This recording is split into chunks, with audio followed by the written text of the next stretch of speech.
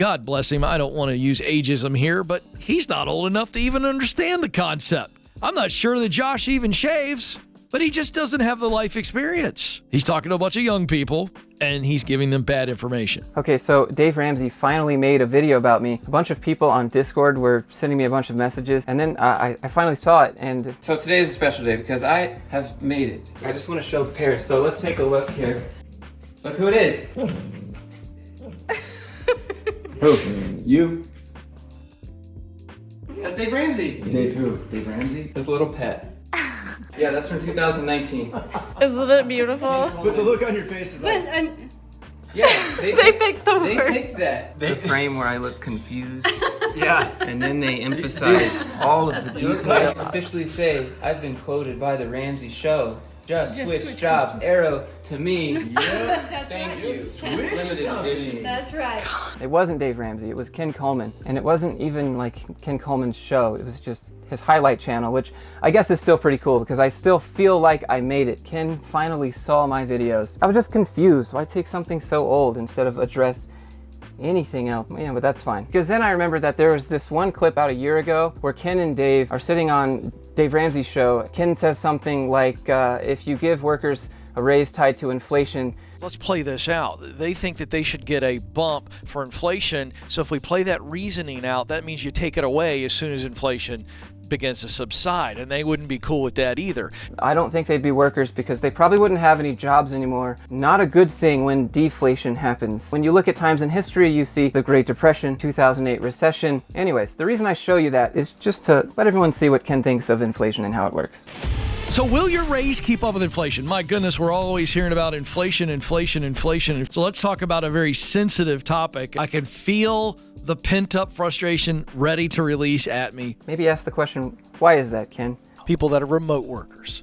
I mean, they have really jumped into the whole sweatsuits and Rocky Road ice cream. Is it because of all the times you made fun of people that want to work? I thought, and I guess your viewers thought, that you're supposed to be helping them. Now, this is going to ruffle some feathers because you're already feeling like this is so unfair. Please have an open mind and let me walk you through this. Your raise probably is not going to keep up with inflation all the time. But frankly, we should never be attaching raises to inflation. I thought, and I guess your viewers thought, that you're supposed to be helping them. The injustice of my raise not being compared to inflation. If I don't get a raise to keep up with inflation, I can't live. Pretty condescending towards workers. It doesn't sound like he's on team employee at all, even though that's like, I guess, his whole job. But the tone here is, you work for... And this is all I'm going to address. You work for the company.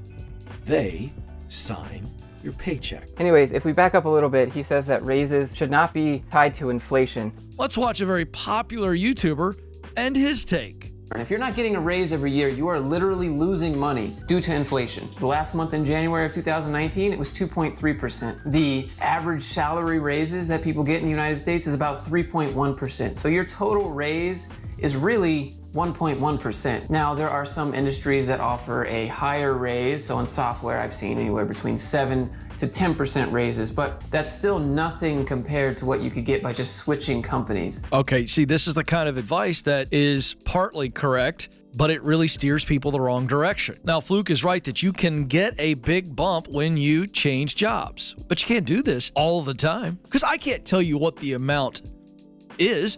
At some point, a company's going to look at you and go, wait a second, we've got a pattern here. So you eventually run out of places to hop.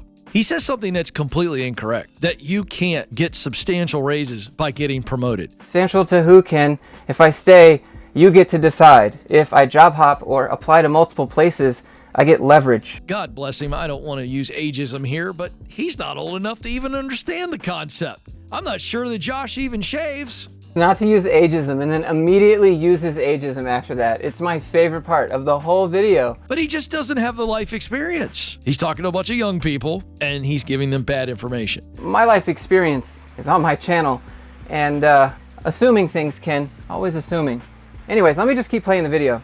Job hopping is going to eventually limit you because you look like a flake who's looking for the next hot ticket. I think it's kind of unfair that people who are putting financial security first as branded something negative. You look like a player. Oh, this guy's always dating. People don't want to marry players. This is a great analogy because it's the worst analogy. Your employees are not married to their company. This is a weird analogy to use. Why do you do this to yourself? You set them up and you walk right into them. So assumptuous and judgmental. Eventually go, nope, he's a player, and you're going to end up limiting your potential. So why don't you invest in your best resource? You. Instead of hyperbole and just throwing out emotional candy like Fluke has done in this segment. And where was the emotional candy in that video?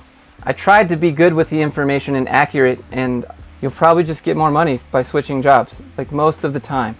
Companies' budgets are just set up to mostly go for new hires and not for promotions. Yeah, there's chances it might be bad and you end up job hopping again, but like, that's their choice. And people do all the time on social media, just designed to let you join their club of griping and complaining. I'd like to welcome everyone to the club of gripers and complainers. Can't believe someone would quit over having to go into the office and have a meeting. Those people are spoiled. Oh, here's a word, Joe. Privileged. Or they're just idiots. And if you don't like that, stop turning this into, they don't value me.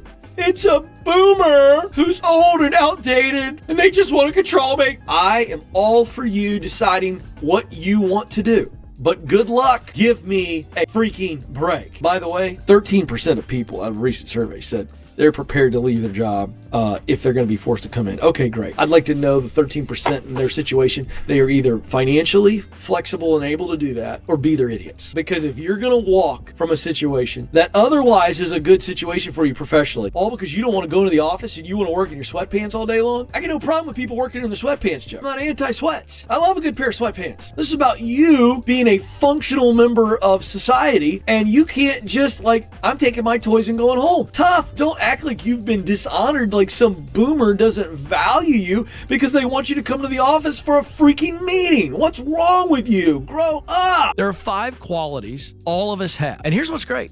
If you are a 0 in any of these qualities, with hard work and intentionality, you can become a 10. Number 1, likability. How likable are you? Do people want to be around you? Do they even know that you exist? How do you get to decide if you're likable if you're just at a place with a bunch of workers and no matter what you do, it just doesn't work sometimes? How is this on the applicant? This feels like high school stuff. Like, does she even know I exist? How does likability, and if someone knows who you are, have anything to do with each other? Someone might know who you are and not like you at all.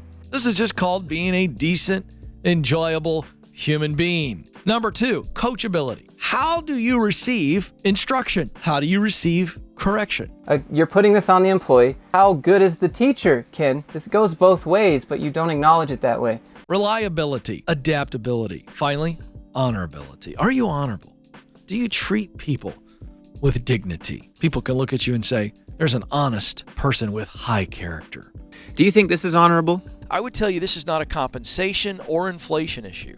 What you have is a leadership issue. We help business leaders help their team get financial peace in the form of smart dollar. Every one of us has all the tools that we need to the inflationary pressures. But if we can help them manage their day-to-day budget, I think smart dollar and leading your team through how to handle their money in times like this, to where inflation, yeah, it sucks, but it's not rocking our world. What Ken is suggesting is that the CFO, Rebecca, just buy their product Smart Dollar, because I guess you can just budget away all of your loss of spending power due to inflation in the economy. She should spend that money and give it to Ramsey Solutions, and then here you go, employees, a book. You work on those qualities, guess what happens? You separate yourself from everybody else, and all of a sudden you become extremely promotable. You're not going to have to constantly be looking for the next train to jump on to try to get incremental increase in income. Increase in income. Assuming people are doing it for money. People are not just job hopping for money, Ken. The real assets that you have